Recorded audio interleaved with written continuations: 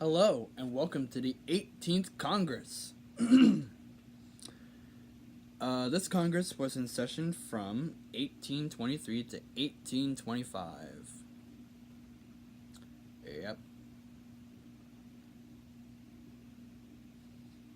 And this Congress, honestly, in my opinion, is a lot crazier than a split Congress. Which, by the way, there is a split Congress coming out tomorrow, so be sure to check that out when you're done here.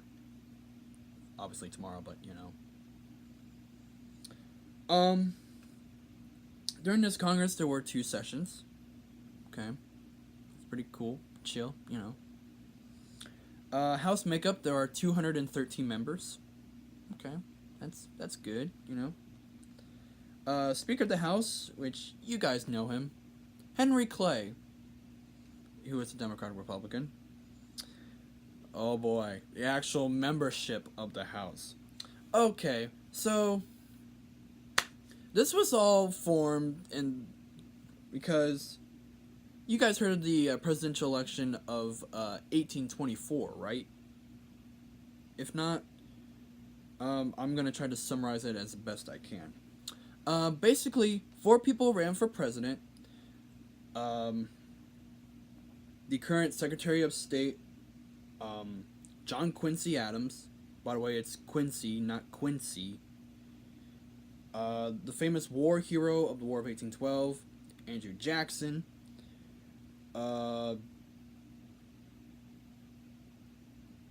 Speaker of the House, Henry Clay, obviously. As well as the Treasurer Secretary, William Crawford.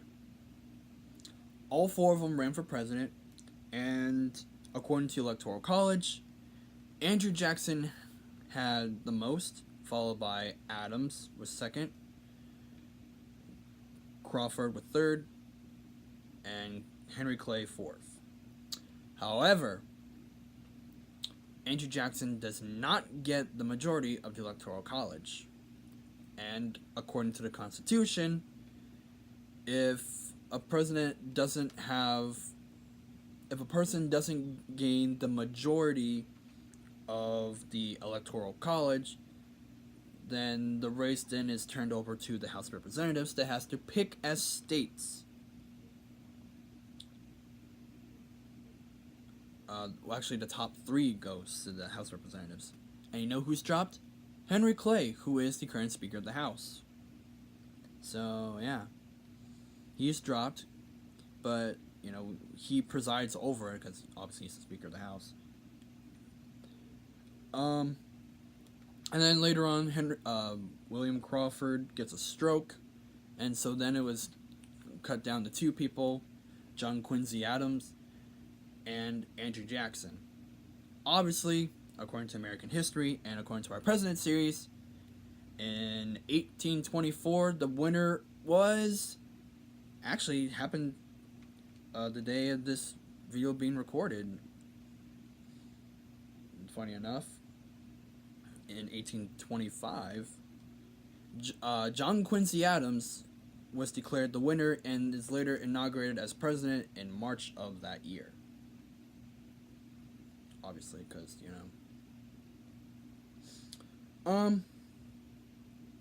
yeah. So, anyways, back to the makeup.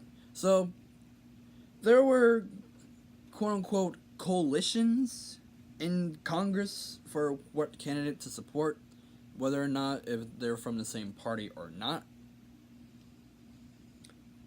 Basically, here's how it went down in the House. Let's start over with the Democratic Republicans. Democratic Republicans supporting Adams, we have 72. For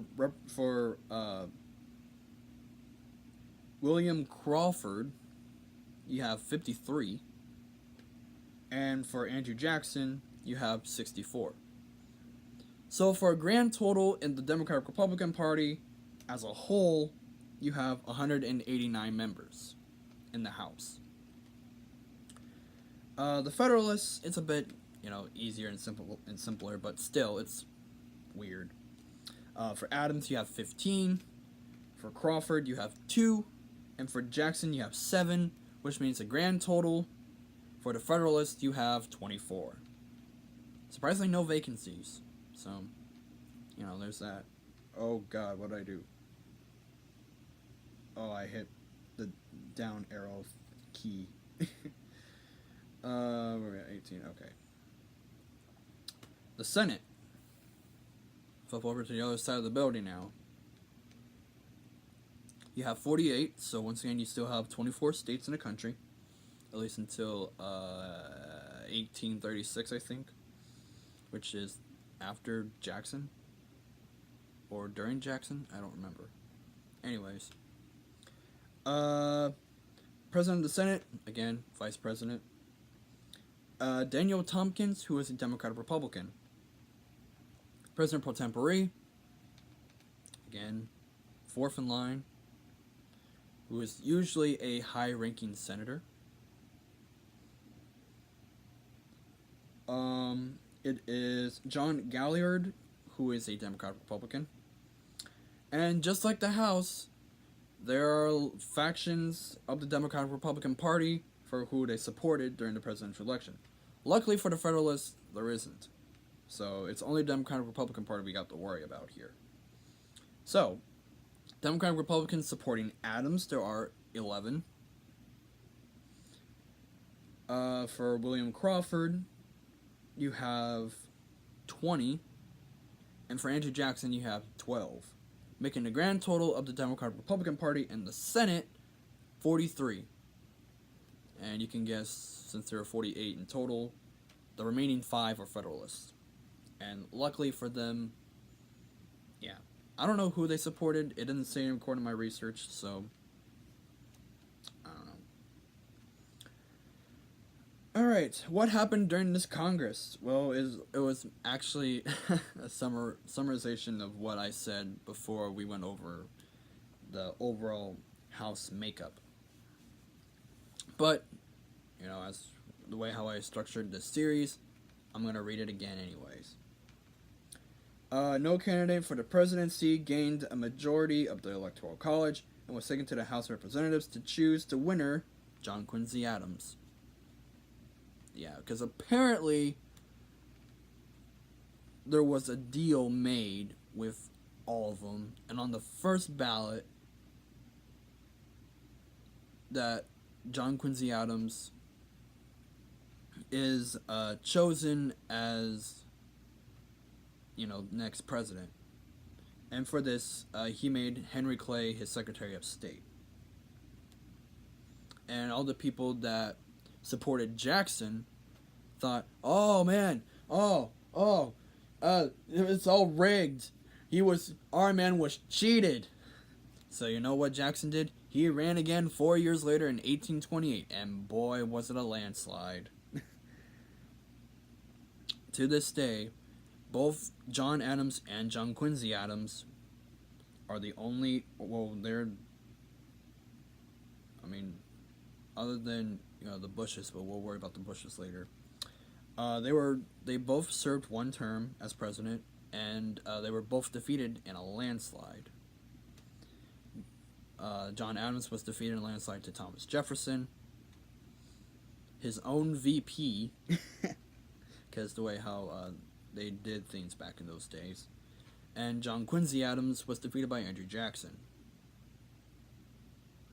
who was a very high-ranking general. And my laptop says, never mind. It just said it was offline again. The new Wi-Fi is kind of screwy up here a little bit, but, not as much. So, anyways, thank you so much for watching today's episode. Stay tuned for tomorrow for the 19th Congress, and boy, it's gonna be interesting. Split! Anyways, stay cool, stay tuned.